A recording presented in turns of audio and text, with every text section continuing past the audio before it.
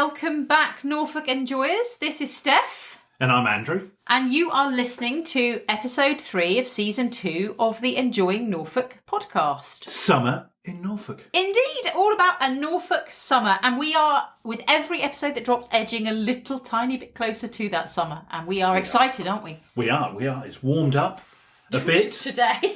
In the very recent definitely past. got shorts on today. So, no, it has warmed up. It's a little bit rainy every now and again, but it's definitely improving, isn't it? Well, but by the calendar, we're definitely getting towards summer. No matter what the weather, it is indisputable. Yeah. This episode is all about outdoor sports and activities. Fabulous outdoor I sports. know. Indeed, we've been trying to think about summary activities for every episode of this season. Yeah. And we think, obviously, you can do outdoor sports at any time of year, but it's a particularly nice thing to do in the summer, isn't it? It is. When the weather's warmer and you want to be outdoors. So why not? In the winter, in normal times, you can go inside and do sports. Yeah. But while the sun is shining and the weather is good, in theory, why not get outside? I know. It was particularly not very nice, was it, on Saturday, when I was standing out in the middle of the field watching my eldest son do his running training. Yes. And I had my waterproofs on, but I was wet through. You were geared up and it still got you. Yeah, our youngest son, so both our kids are sporty, and our youngest son's football had actually been called off because of waterlogged pitch. But the running, them being hardcore cross-country types, went ahead. And so you went along in your waterproofs and still got soaked. But it is getting better. We digress. Yeah, we're going to talk about the sort of outdoor sports you can do in the summer. Yes, in definitely. Norfolk. One of the easiest activities to do outside in the summer is walking, isn't it? Indeed. Walking, very easy, low maintenance, low cost activity. Yep. We've spoken a lot about walking for our podcasts. Yeah. But it is totally the best activity to do. Yeah, just open the front door, get out there. Yeah. And we did a really nice one at the weekend, didn't we? On Sunday. We did, yeah. Yeah, at High Ash Farm, we went to see their bluebells. Yes, they had the Bluebell Walk was open to the public for the day. It's normally private or only accessible to their sponsors. Yeah. And we had a walk around there. But High Ash Farm is a lovely place to walk generally. There are lots of open to the public walks just over at Caister St Edmunds near the Roman town. Yeah. And we discovered it last year during lockdown, and we went back this weekend. Highly recommended for walking. Fabulous, isn't it? Definitely. Really nice. Open countryside. Horses as well. We saw horses. Oh, lovely flora and fauna. You Yeah. might spot some interesting wildlife. There's certainly lots of flowers. And it's just outside Norwich. Yeah, beautiful. I think actually there are we're really lucky in Norfolk. There are lots of trails and places to walk. So I think we've all reconnected with walking, or a lot of us have reconnected with walking in the last year. But I think it's got to be up there with one of the top outdoor activities, hasn't it? So yeah, and you can check out our website, check out our blog as well. We tend to write up some of the walks that we do and we've experienced, and we're doing more of that nowadays. But there are lots of other websites out there, aren't there? So the trails. You can download PDFs of the maps, that kind of thing. Obviously, if you're feeling really adventurous, you could just go out with an Ordnance Survey map and follow some. But there are lots of defined routes that you can do all over the county, in South Norfolk, in the Brecks, in the Broads, on the Norfolk coast. There's a plethora of walking to be had. And we love to find them, love to try new ones as well. Absolutely. So if you have any suggestions of good walks in Norfolk, then by all means send them across. Yeah, let us know. Yeah, absolutely. And another thing we like to do is cycling. We Don't do, we like to we get like out on the cycling. bikes? Yeah. Don't we? Even if it's on the school run, there and back. Yeah. It's good outdoor activity. But one thing we'd like to try this year, if we've got time, is to try and cycle the Marriott's Way. Oh, the Marriott's Way. Yeah, I'm not sure it's time that's stopped us actually doing that. I think it's more the logistics. Because don't you have to cycle? Because they've sort of, for want of a better word, tarted up the Marriott's Way. So the entrance down at the bottom of is it near Halfords at the bottom of Grapes Hill? Yeah, it starts around there. It starts there. So in Norwich, at the bottom of Grapes Hill, near that Halfords roundabout, the Grapes Hill roundabout, the bottom there's a one. bit of artwork, isn't there? It's an old, is it something, because was it a railway line? Yes, in fact it was a station there. We rediscovered this relatively recently. There was a station there. There was, no longer there. But it was a railway line, and old railway tracks are fabulous for cycling because they're essentially flat and quite straight. But isn't it? It's sort of marathon length. Isn't it like 26 miles? Or something? I think so. Yeah. And so the difficulty is you've got to be prepared to either do the whole thing or work out how to get back from certain points. So you go to, where does it go? It goes from Norwich to Reetham and then to Aylsham. And I think it stops there, actually. Okay. I think that's it. Oh, okay. So that's 26 miles. Yeah, I think so.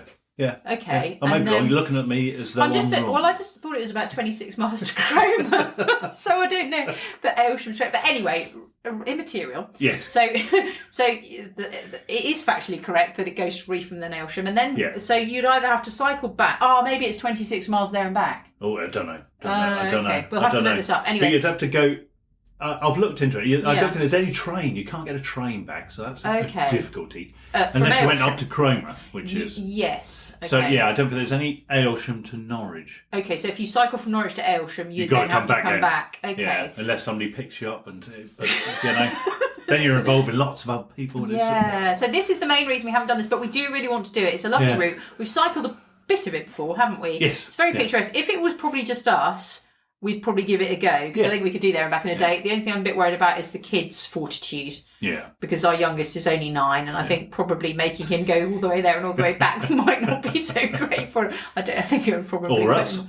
We could manage it. I think. But so no, absolutely. But that is on our to-do list with a slight question mark of logistics for the summer. Yeah. But if not, you can just go out, can't you? And there's plenty of cycle routes. Norwich has got some good cycle lanes as well. And increasingly more across Norfolk as well, actually. There's the Edith Cavell route is a cycle route as well, which goes from Swardston to Norwich. And there are a few other routes as well.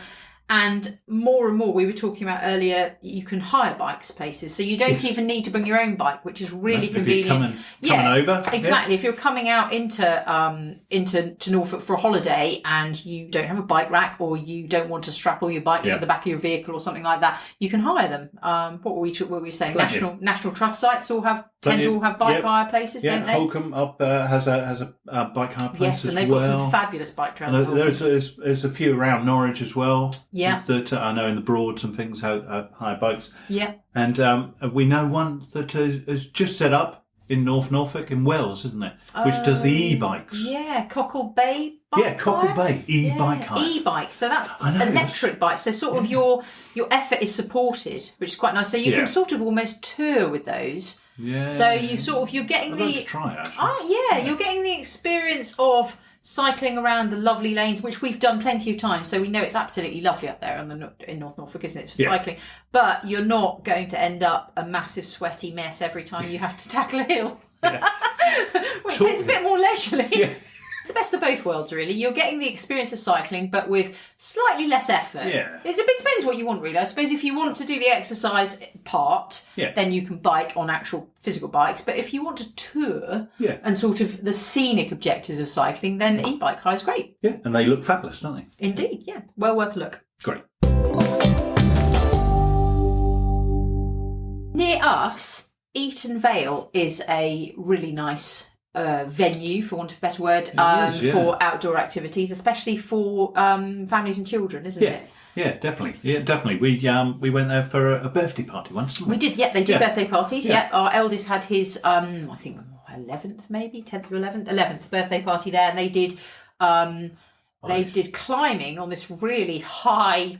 It wasn't a climbing wall. It was like a frame, a climbing frame, basically, wasn't it? It's like what you'd do if you were on a tall ship, I think. Oh, well, like going up the rigging? Going up the rigging. Yeah, it was very, very high, and they had to wear all the full climbing gear, the harnesses and that sort of thing. Yeah. And then after that, what did they do? They didn't do archery, but it was some sort of shooting or something. There's like a shooting range there, and they did, but with targets and that kind of thing. Yeah, that was good, wasn't it? Really good fun. But they do all sorts of activities there. Yeah, they do. Obviously, they're down by the river, so I think they do some on river, probably like canoeing, kayaking, things like that. And you can actually, they have residential stay there, don't they? I think it's because it's the Scouts and the Guides place, headquarters or something like that. And it's based in down Church Lane in Eton, just south of the city of Norwich. And it's worth a look. They also have holiday camps and that sort of thing in normal times. They do, Again, I don't know what we'll be running obviously this summer, but Eton Vale, worth a look. Seems like a fabulous place. You can do archery and things like that. All different kinds of sports. All sorts of outdoor activities, and it's a really nice site for it as well. Yeah, and one thing I really remember is the instructors were really good. Oh, really okay. Really good with the really kids. good with the kids. Yeah. Oh, nice. Yeah, so always a bonus. That was a good one. Yeah. Speaking of things for kids, outdoor adventure, another favourite of ours is Inside Out Adventure over in West Norfolk. Getting totally back to really nature. Project Wild thing. We love it. So it's bushcraft and camping out for kids, and they definitely run holiday camps. Definitely, in which they actually can stay out overnight in the wilds. It's real kind of back to basics bushcraft, so lighting fires from scratch. Yeah, absolutely. Making tools as well, don't they? Real kind of all the cooking they have to do as well, don't they? Fabulous, really great experience, and I actually think a really nice antidote to the past year of lockdowns as well. I think this summer, more than anything, for me, I want the kids to be outside. I want them to be playing. I want them to be in nature and just forgetting all the stress of last year when we told them that you couldn't go out, you couldn't see your friends, you had to stay in. And I think one of the Inside Out, it just epitomises that brilliantly. So we're hoping to go along there again soon. We've been before on an enormously rainy day, but we still managed to light some fires and have a coffee, and it's just fabulous. Throwed some spears, as I remember, didn't we? Throwed some spears, which was good.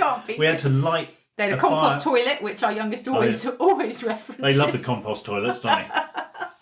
And we had to create fire, didn't we, from scratch with sparks and those kind of little spark tool things. So that was good. That's out in West Norfolk. Yes, out in West Norfolk. And if you have a look at their Facebook page, the kids just have an awesome. I was going to say that they do all the pictures they share. The kids look like they're having an amazing time, and I know they get a lot of repeat customers. So kids come back time and time again, different camps, and it's just looks like pure. The best kind of childhood fun but for older kids as well. Not like these are sort of young, sort of tweens and young teens as well, which is really nice because it's often quite difficult to find them activities that they really engage with. But it gives them a element of freedom and independence, and also it's just such good fun, good honest fun. You're out with your mates in the wild, definitely, really exciting fun. Trying to survive. Self-guided trails are another great thing to get out and about with the family, and we've done a few of those, haven't we? We love a trail, as you probably would have heard in previous episodes. We do. And outdoor escape games. They're sort of trail/escape games. So we love a walking trail, and we've already discussed this summer. There's going to be the Dino Trail, which we're really excited about because we love a trail. We love a reason to walk, basically. And so all you have to do is put regular stops or things you have to collect or identify, and we are set, basically, aren't we? But so there's a few companies now are also doing outside escape games. And they were doing them before the pandemic. But it was a really great response to the pandemic as well, because they were things you could do outside. So I've done some escape games in cellars and all these kind of unique environments. Which are fabulous. Absolutely. But when you've got the whole city as your kind of backdrop, just epic. I know. Really awesome. And they do sort of tie around the city in Norwich, don't they? Which is, because you've got all the aspects that you can look at. So we've done one which was the City Escape Games. City Escape Games, the mayoral murder mystery, or something like that. So you had to solve it. So you had to solve that one, which was great. Really enjoyed that. Saw lots of the city. But another one that we're really looking forward to try is from... a new one. A new one. And in fact, it's their first outdoor escape game. Cool. Because normally they do the live escape games indoors. And this is from Clued Up Escape Games. And they're based down Prince Wales Road, is where they have their residence. But they've, the first one they've got here is all about amazing animals. Amazing animals. In the city, yes. In the city of Norwich. Yeah, Fabulous. in Norwich. That sounds very intriguing. I know, because I know a few of the animals dotted like about. Sculptural animals and that kind of thing. Yeah, there's going to be an animal bit at each place. Interesting. Related Definitely to the one city. on our to-do list. We've got to sort that out. So I know. We're going to give it a go. But the nice thing is, as I was reading all about it, ready to do it, is it's not timed. Okay, well, there is a clock on it. but it's not time. So they want you. You can do it at your own pace. Yes. So it's the same with the city escape games. Yeah. We did do it actually at quite a pace because there was a bit of a competition there, wasn't there? So you know what we're like. So, but the clock doesn't lock you out like with some indoor escape games. If you miss the hour or however long you've got, then you actually just stay there forever. No, you don't. Don't stay there forever. No, they don't lock you in really, but like you're metaphorically locked in and you failed. Which is a bit sad. Oh. Whereas the nice one about these, and it's really, is it that particularly if you are with younger kids or older members of the family, you perhaps can't move as fast, that kind of thing. It doesn't have to be really competitive and brutal. No. It can be a nice opportunity to get out, do an outdoor experience and activity, and see a bit of see the sights of Norwich and learn a bit more about things as well. It makes you think and learn a bit more about the city and aspects of the city. Yeah, just taking in the looking at things in a different way. Yeah, nice. Yeah, definitely. And the reason I've done that is so you can pop into independent places as well. So if you're out and about, it's all about supporting businesses, independent businesses in the city, and you can actually stop the clock. So if you want to stop, have a coffee, nice. It's gone. This sounds like it's right up our street, to be honest, Andrew. I mean, I am loving that. We are definitely going to have a look at that. So that's Amazing Animals from Clued Up Escape Games. Clued Up Escape Games. Fabulous. Who are based in Norwich. They are. Fabulous. Before we go any further, I have a little bit of feedback from our Enjoying Norfolk Instagram. Excellent. Yeah. Excellent. Our followers / listeners have been telling us a little bit about the outdoor sports and activities that they enjoy. Excellent. Good, so we've got a couple here. Sarah Patterson suggests wild swimming. Wild swimming. Which is where you swim, I think I'm right in saying, essentially not in a pool or something like that. It's basically, lakes, rivers, that kind of thing. Yeah. So a little bit more au naturel swimming. Yeah. Not au naturel in the nude, that's totally different. But au naturel, the environment. Does happen. I'm sure there is nude swimming, but that's not what we're talking about today. Anyway, so wild swimming. So, and that's something you've been interested in, I think, haven't you? I've thought about it. Yeah, I've thought about it. I'd like to actually try it, actually. I know your cousin Catherine is a big wild swimmer. She's very into it and seems to find it very revitalising and restorative. Yeah, and she seems to just, I don't know, if there's a bit of water, she'll just jump on in, wouldn't she? I don't know whether, is that allowed? I don't know. I'm not Are sure you allowed to just jump in any bit of water? I don't think she just jumps in. I think she's prepared. She wears a costume and stuff. She's not just walking along by a canal, and then into the water. Anyway, so there are some places you can wild swim in Norwich and Norfolk, and I remember somewhere, so Whitlingham Country Park, which is actually an excellent place for outdoor activities, walking. You can run around the Broad there. Yeah, and they've also had, didn't you tell me they do wild swimming open days sometimes? Yeah, I have seen something on Facebook, because I keep an eye on it, about, a taster. In case you decide to dip your toe in. In case I am brave enough to go and do it. I think they've got a taster coming up, or open water swimming. And they've got the equipment there, and you can go along. They're saying beginners or experts, anybody. Brilliant. It's supposed to be really amazing for the mind, body and soul. Apparently so. Yeah. Apparently so, and I think I should give it a go at some point. I think you should, Andrew, and then report back to all of us. Yes.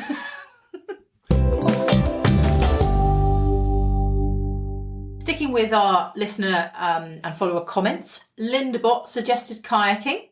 Kayaking, which is jolly good fun. Kayaking and canoeing. Yes, really good fun. Again, you can We've do done those. Kayaking, haven't we? But not in Norfolk. No, I think it was canoeing. It was a canoe safari. Was it? Yeah. Craig, what's the difference between kayaking and canoeing? Off the top of my head, I think canoes are perhaps slightly bigger and less sporty looking, but I might be wrong. I'm not getting into that. But what I was going to say is, and you can do it. You can do all that sort of thing at Whitlingham again. Yes, kayaking. Whitlingham. And I presume down at Eaton Vale as well. I think they've got it down there. You probably can, that sort of thing. Yeah, and I think you can go out and hire them at Fairhaven as well. Fairhaven, Water Gardens. Woodland and Water Gardens. Yeah, South Walsham, I think it is. Yes. Yeah, And I think there's a couple of places in the Broads who offer it. Yes, yeah. So I think you can do offer it. Tours and really hire. Good fun, and it's a sort of water sport where you don't get wet. You don't deliberately get wet.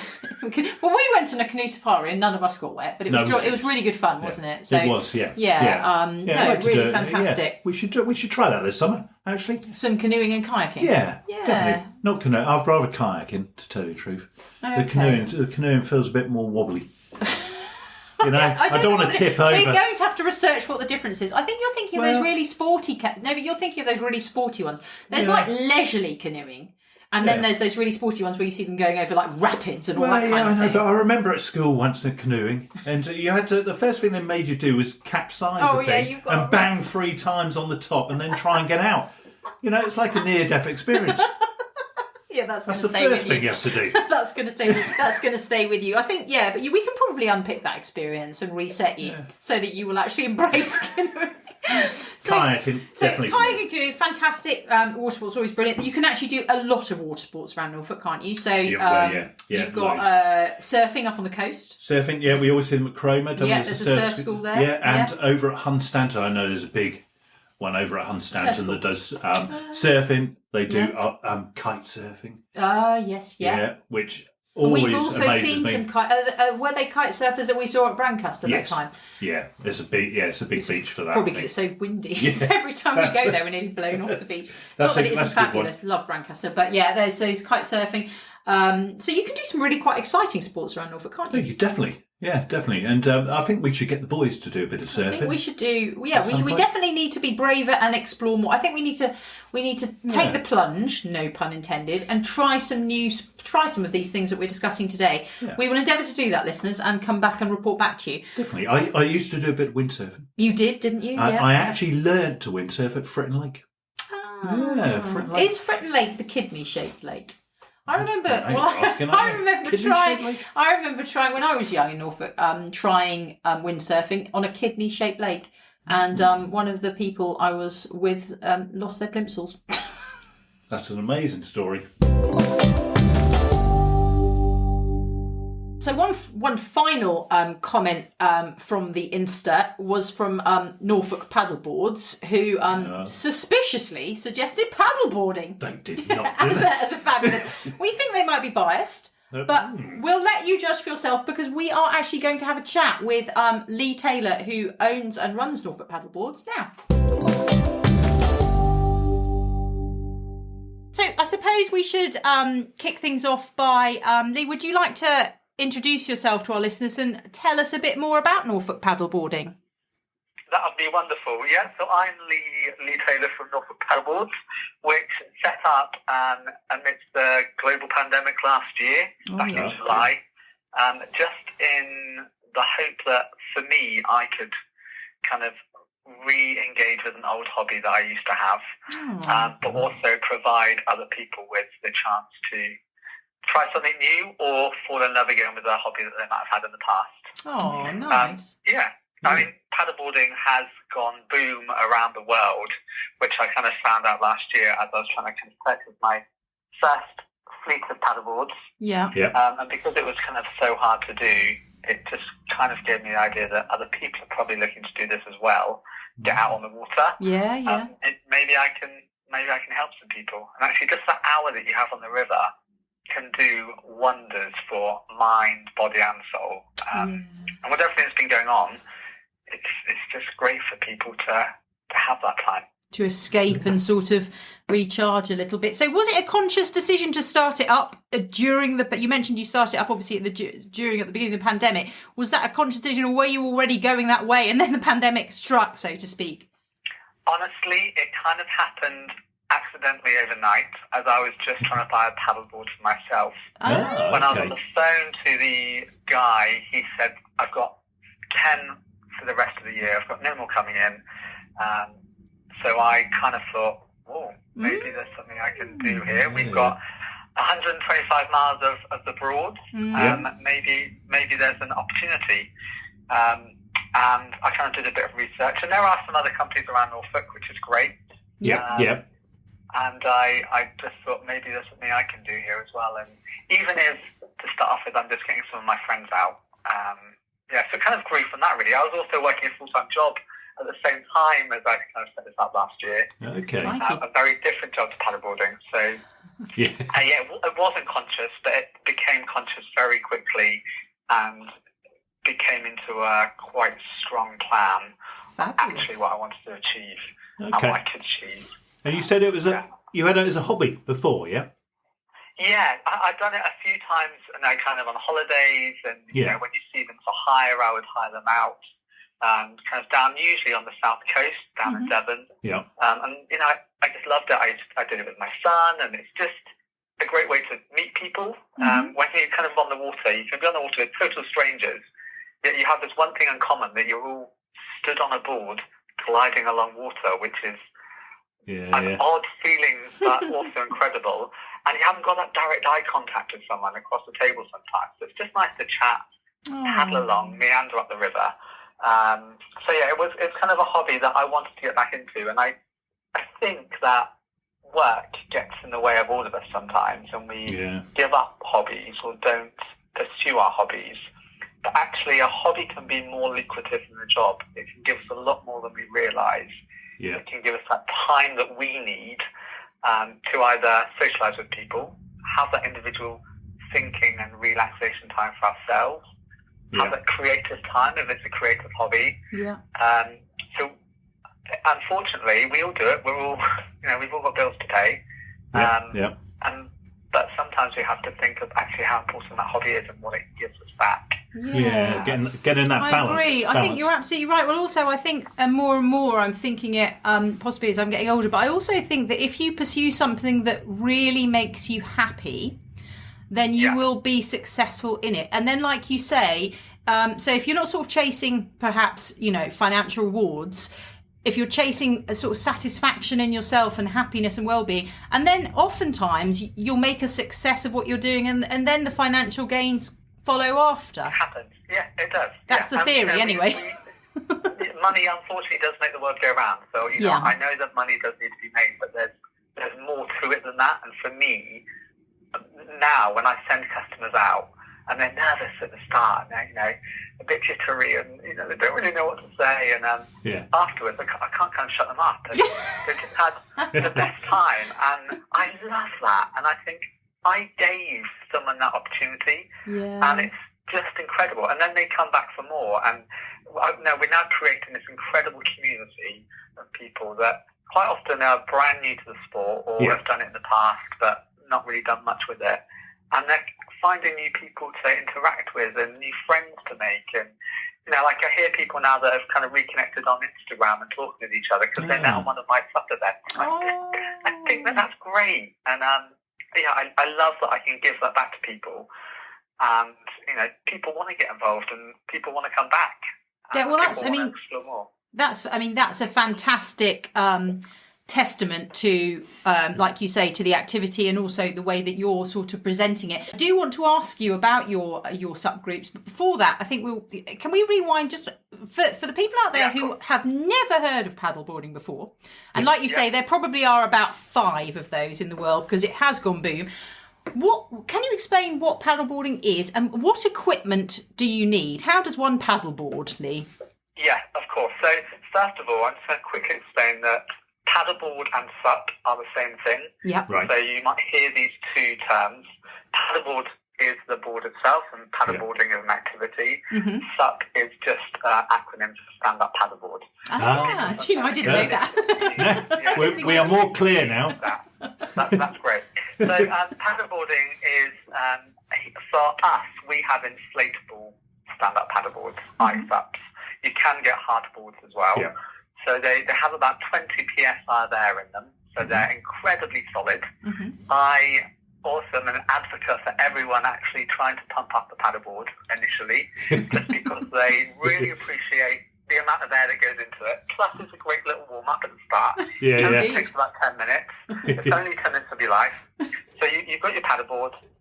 With us, you have kind of a couple of options on what you can do. You can either take the boards away, put them up at the riverside wherever you go, or we have them inflated at the riverside for you. Okay. And then the idea of stand-up paddleboarding is that you then get on the river, hopefully on your knees to start off with, And once you feel comfortable, you will then be able to stand up in the centre of the board, which is a perfect place to stand, and it's the closest thing you will get to walking on water. Oh, how lovely.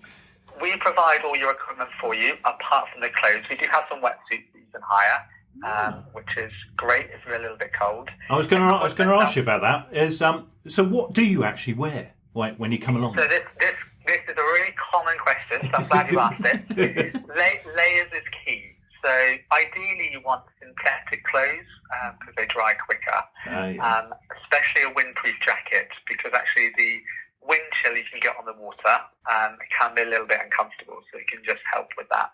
Yeah, we've all seen those pictures on Instagram of people in bikinis and gliding along the water and in their little board shorts, and that's great.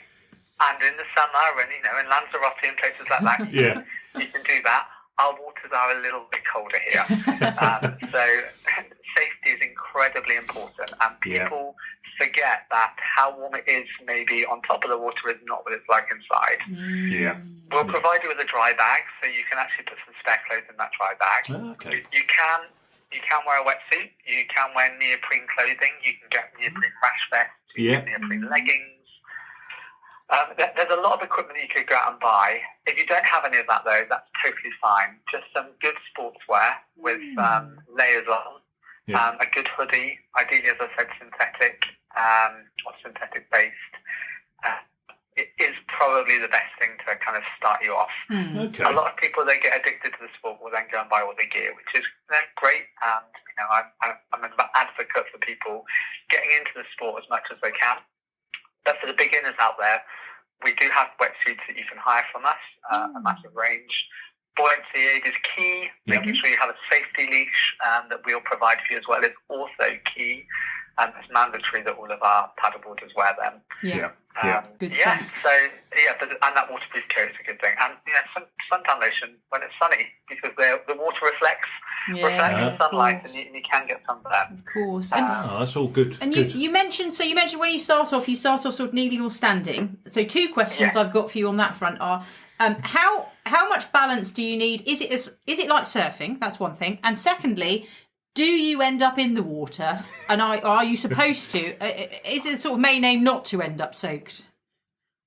The main aim is not to end up soaked. So I say that stand-up paddleboarding is the driest water sport out there. Okay. So in my first 2 months of training last year, I had 420 people out, and I think 11 people fell in. Okay. And that was mainly because people wanted to fall in or jump in. My son knocked into me and knocked me in, so I was age 11. Completely by accident, I'm sure. I'm not sure if it was, but that's another story. So the idea is that you do stay dry. Is it like surfing? You stand on the board differently than surfing. For a leisure paddle, there are different ways that you can move around the board, and a lot of different ways that you can stand on the board to be able to move the board, so it can become more like surfing when you become a more experienced paddler. And you can paddleboard surf at the sea, and there's plenty of opportunity to do that here as well in Norfolk. We've seen some actually in Cromer. And it's great. So there are different places you can paddleboard: flat water, moving water, and over the ocean as well. So it's a great opportunity and very flexible. With a surfboard, surfboards are just for surfing. When you've got a paddleboard, it's a lot more. There's a lot more opportunity to take it on different waters for you as well. Also, I said you start off on your knees and then you stand up. You don't have to stand up. People put a lot of pressure on themselves to stand up. Just being on that water, paddling along, whether it's on your own or with some friends, will give you a huge amount of you time and self-reflection time and exercise, regardless of whether you stood up or sat down.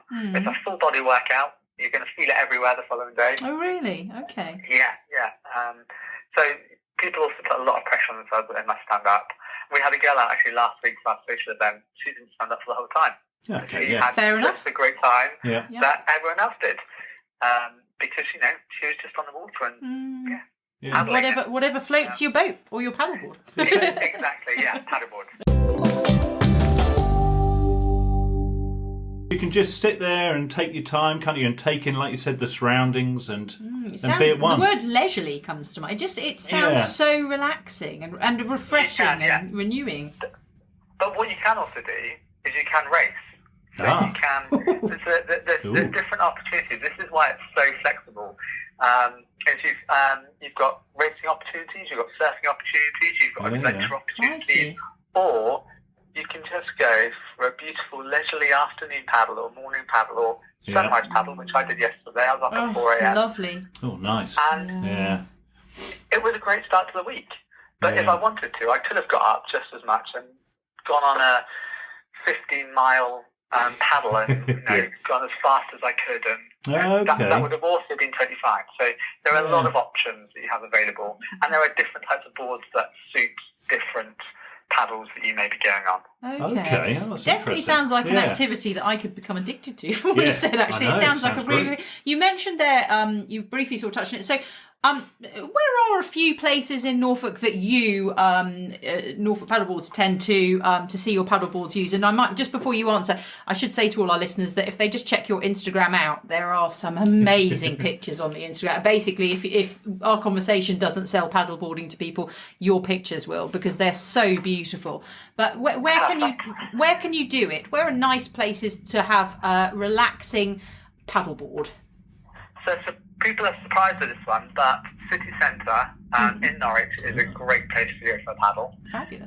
And there are different opportunities that places you can get on, which is great.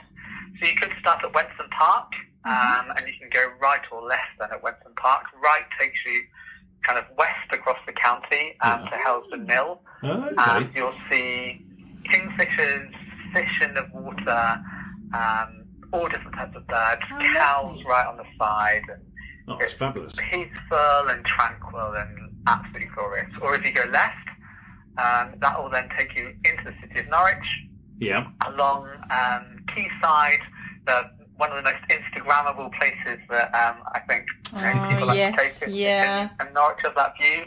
All the way around past Cow Tower, all the way out towards the football ground, and then out towards Whittingham. And then onto the Broads. You've also got Horsted Mill and over by the Rising Sun pub, which is a beautiful area to also paddleboard. Okay. So calm and peaceful. It can get busy in the summer, I will warn you now. Mixture of wild swimmers, paddleboarders, kayakers, canoeists. Another great place. But there's options there. You can go left or right as well. Over at Swanton Morley Waterfalls is a beautiful place to go for a paddle. Okay. Hickling Broad, the Broads, we've got 125 miles of Broad, so there's plenty of opportunity in Norfolk to paddleboard. But if you just want a morning before you're going to go out and see some friends, you can collect one of the boards from one of our riverside locations in the city, have a paddle, either out in the country or through the city. It's entirely up to you, and then get on with the rest of your day, because we've all got lives to lead. And you can paddleboard near enough anywhere on the Broads, can you? There are lots of places. However, I would avoid where the boats are going. Yeah. Just because there's going to be a lot of boats on the river this year. Yeah. So you're ideally looking for more sheltered places. Okay. Yeah. Just for your safety. Mm-hmm. And the boats cause movement in the water, so people can. Get a little bit nervous, but there are plenty of opportunities to paddleboard. But you can paddle anywhere on the Broads. We also will provide you with all your Broads licences, so that's covered within your hire as well. And you mentioned earlier that you paddleboard with your son. What sort of age range, I suppose, is paddleboard suitable for? How young and how old? So there's a massive range in people paddleboarding from a young age, and we have fathers and mothers that take out their children, and their children just sit on the front of their paddleboards. Oh, nice. Which is great, and actually you're taking away from all your technology, and it's just you and them time out in the outside. So, and we've got some little paddles that little paddlers can then use to kind of paddle at the front as well, and we'll provide warranty aids for that. Yeah. When you're looking to take your children out and paddle on their own, age is a hard thing to say because actually it more depends on their size and whether they're tall, small. Yeah. Our smallest board is a 10'6" board, which you're probably looking at 10, 11-year-old could easily paddle with that. Yeah. However, we would only be taking them for a small paddle because this is a inflatable paddleboard that needs to kind of have a bit of power behind it to be able to kind of move freely through the water. But I don't want to say that someone doesn't have the strength to do it. So come and give it a go and see what you think. And if it's a bit too much, jump on one of your parents' boards or give that a go and paddle with them. We've also got our XL board, which is 17 foot wide and 17 foot long, 5 foot wide. Wow. You can get 6 people on that. Huge. So there's plenty of opportunity to then actually go out with your family. Oh my goodness. 3, 4, 5 of you on a board and paddle with that. That sounds so fun. It is. We're actually going to be doing dating on that, so you'll actually just have to book it for a lovely day. A little picnic camper and take it off somewhere and just enjoy being outside and that sounds doing wonderful. An activity day, which is great. It sounds absolutely brilliant. And you've got 2 locations, haven't you? So we are at the River Garden on Yarmouth Road, where you can launch direct onto the river there, and then enjoy some lovely refreshment back at the pub. Fabulous. And the Red Lion at Bishopsgate, which is due to open hopefully soon. Yeah. Date not announced yet, so watch this space. Cool. And we'll also be launching from there, which is pretty much just by Cow Tower, so another great location. Yeah, we spoke to Brian E. Diarth in a previous episode actually about Norfolk women. You mentioned, fabulous. Yeah, it's really exciting. So we're incredibly excited to be working with both those locations and offering paddleboarding to people within Norfolk. And we're trying to focus mainly on actually just the activity that it can. The opportunity it can give you, the activity that it provides, the chance to catch up with friends, family, just the fact that it's getting you outdoors and getting you moving. And we've all been stuck for so long, and you don't need to travel too far. It's right here in our wonderful county, our fine city in the centre of Norwich. You can have an incredible activity time day. Adventure. Yeah, it sounds absolutely. Yeah, you're absolutely right. It's the perfect location for it, Norfolk, really, isn't it? Tell us about Social Sup and What's Up. Okay, so let me tell you about What's Up first of all. What's Up started because I was contacted by someone who attended our Santa paddle last year. Yeah, that was brilliant. Yeah. He wanted to. Well, he's been trying to set up this group called the What's Up group, which is a men's sup and walking group, encouraging men to start small talking groups. Yeah. Because we're not great at talking. That's just men. Yeah. And unfortunately, men's mental health is an increasing concern for a lot of people. And there are different ways than just actually sat talking to someone in a room. Or opening up to family members that you can help benefit yourself. And that could just be getting out and meeting someone new, hearing what's happening in their life, or hearing what's happening with them at work, or just finding out about them that could actually trigger something in you to help yourself. It's not necessarily it's not counselling, it's just about getting out and talking, and it can be talking about anything. And hopefully, over time, this will increase, and we'll be able to do our part to help the men in our lives and the growing men in our lives as well. We all know young men that definitely. We've got 2 sons ourselves. And it's just unfortunate that men aren't great, so it's just providing that opportunity. So we support the SUP side of it. We've got actually 17 men out this Sunday coming, which is incredible. Actually, I was just chatting to a guy before. He's got another 4 people that want to come, so actually there might be a few more. Wow. And this is just a 2-hour paddle once a month, just getting on the water, just being at one with yourself whilst meeting other people, and just giving yourself a break and giving yourself a chance to talk if you want to, listen if you want to, paddle if you want to. Oh, such a great idea. Yeah. I think it's a brilliant idea because as well as the social and community element, it's a long since held belief that activity is great for mental health. Being in nature and around nature, and aside from anything else, it's a distraction from your problems, isn't it? You know, it's not the four walls of your home or your office. It's not you staring at your screens and your computers. So, and being in fresh air and around nature and that kind of thing, it's multi benefits, really, isn't it? And it can just put things into perspective a little bit for you. Absolutely. I mean, being around mass water is scientifically proven that it's great for our physical and mental well-being. And we can provide that again just for a couple of hours in the morning. Brilliant. Definitely. And we've all got busy lives, and some of these men have got children and wives and boyfriends and husbands and girlfriends, and we've all got our stuff going on, so we get that people don't have much time, so we're just giving them a couple of hours to have that outlet. So that's great. And how often do you hold that, though?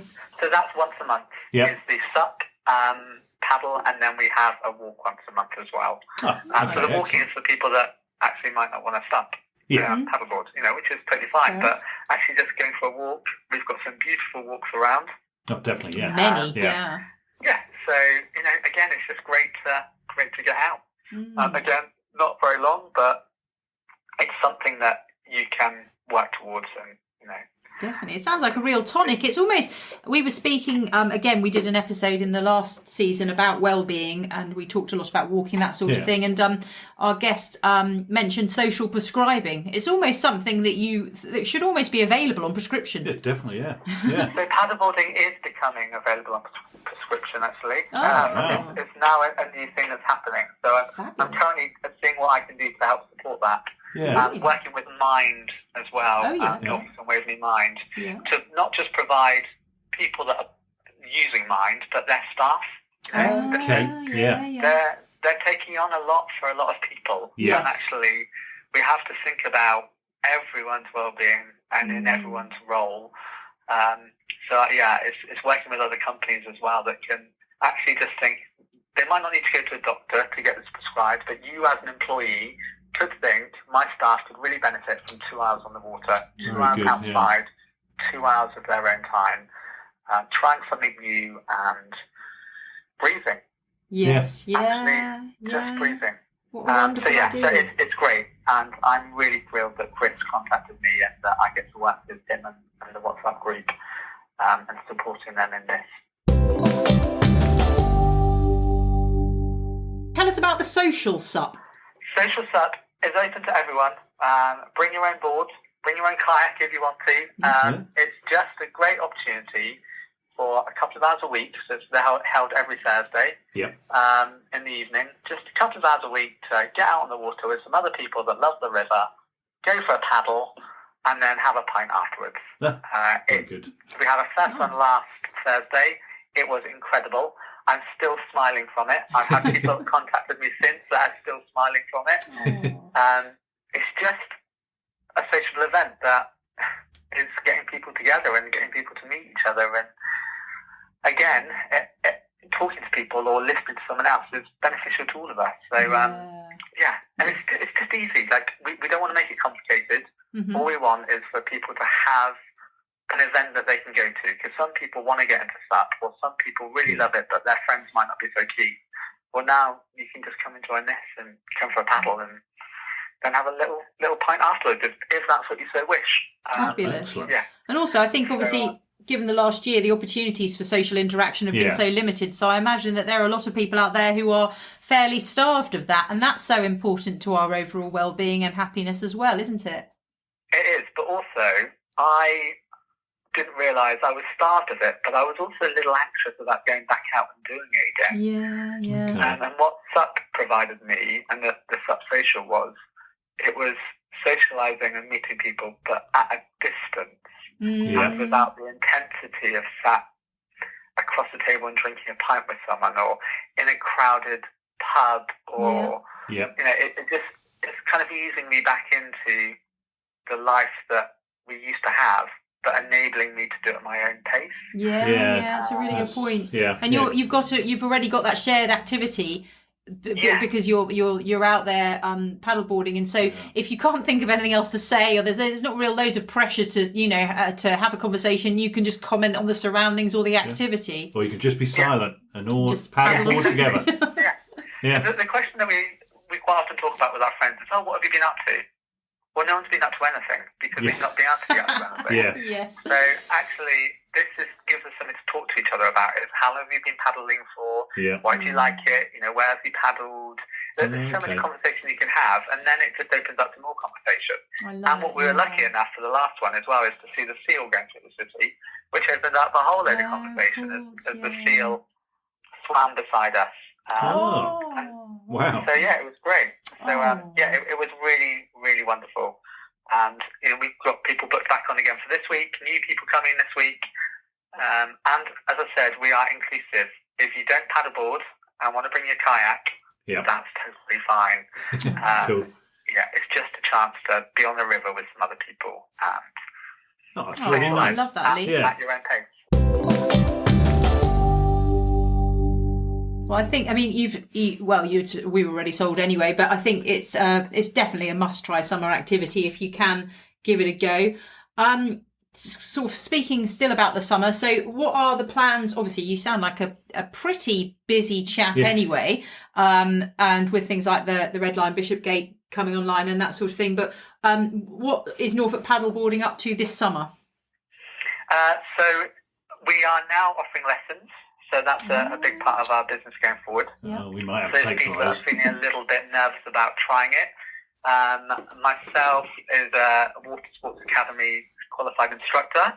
We've just taken on our first employee, Georgie. He is also a WSA instructor. So we can now offer instruction to people, whether that's group paddles or you can join us for a group lesson, or you can book an individual lesson. Okay. So that's going to keep us busy, and then hopefully get some more people on the water. Yeah. We're focusing a lot around our events, so we're going to be doing some river cleans, some litter picks.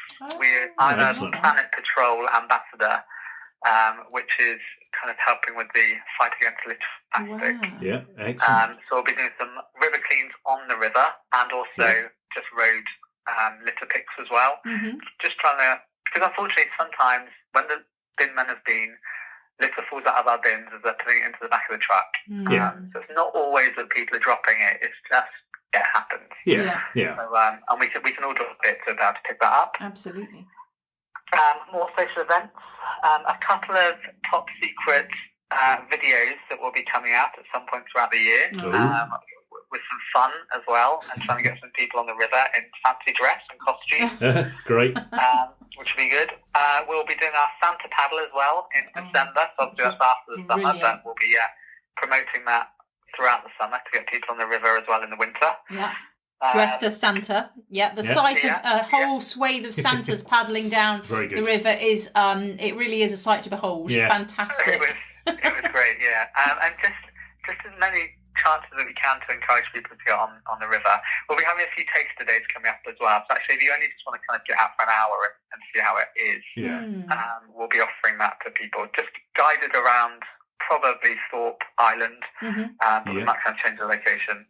And then also moving our social clubs kind of around the county as well to encourage more people. So we've got a huge county. Let's go and explore it and see where else we can paddle. Being the Norfolk and Good podcast, we're obliged to ask you before we let you go about your favourite Norfolk places. Obviously, you've probably touched on a lot of them sort of today, but when you're off the paddleboard, or where are your favourite places in Norfolk to go out to or to go and visit and enjoy? So definitely Wells. I can sit at Wells for hours. Just looking out at the beach, water again. Just me. It has helped me through some tough times, just kind of taking that time away from the city and being so close to the coast. It's beautiful, and the energy I can get from it to kind of help me through life is great. I really love just being right in the city as well. Mm-hmm. Hearing people, the buzz, the laughter, the smiles, the conversation. It's music. It is.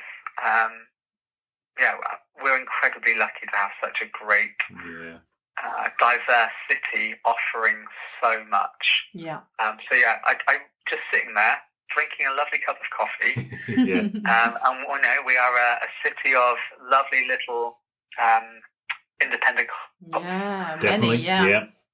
Taking that time to just sit amongst the people who live with you, in our city, the people who have visited your city, is a really great thing that maybe I took for granted before the lockdown. And I didn't realise how lucky I was just to be able to be amongst these people, whether I'm talking to them or not.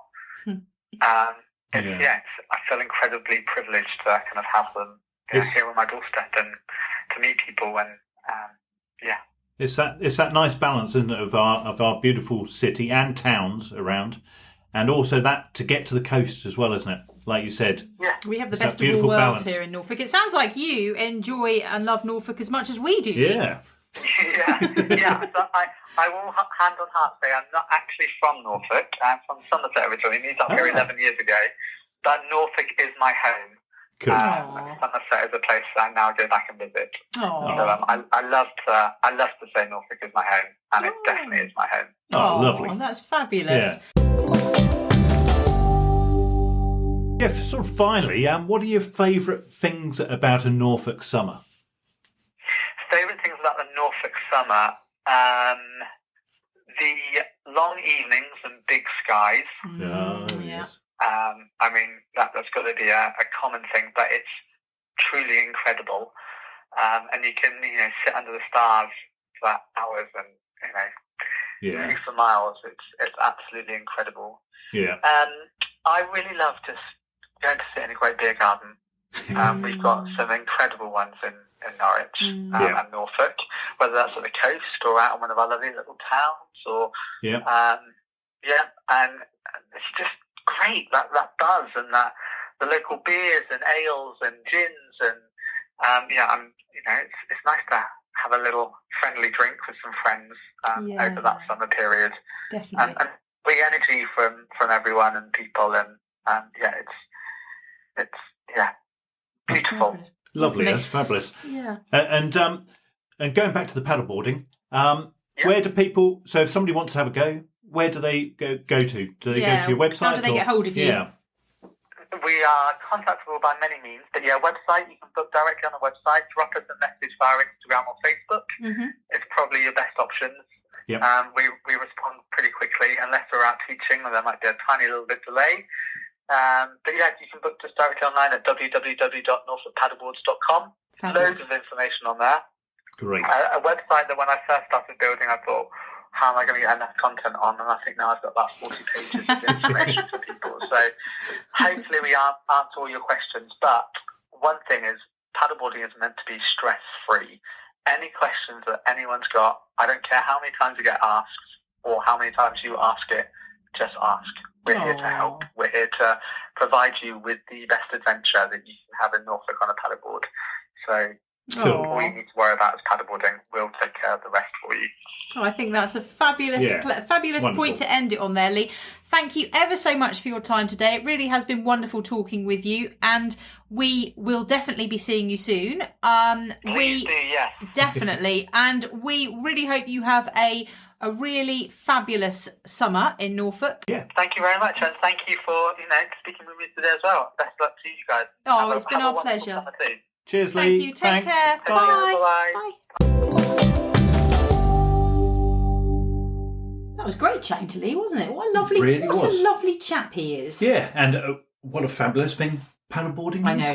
He is the best person to sell it to anyone because it sounds amazing. And he seems to have an awesome time and an awesome business, really. Yeah, fancy doing that. I know. Yeah, and his outlook is really great as well. So that's brilliant. So that is where we have to leave it today. Hopefully that has given you plenty of ideas for outdoor things to try this summer.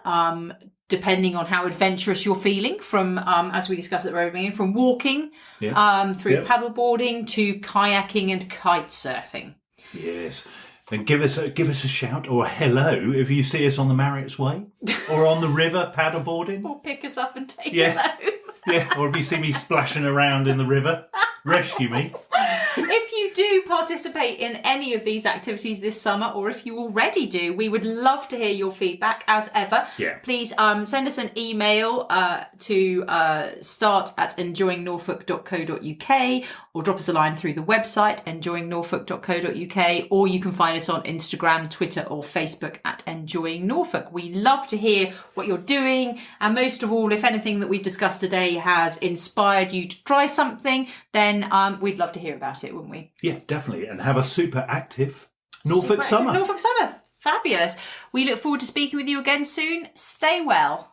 Bye-bye. Bye.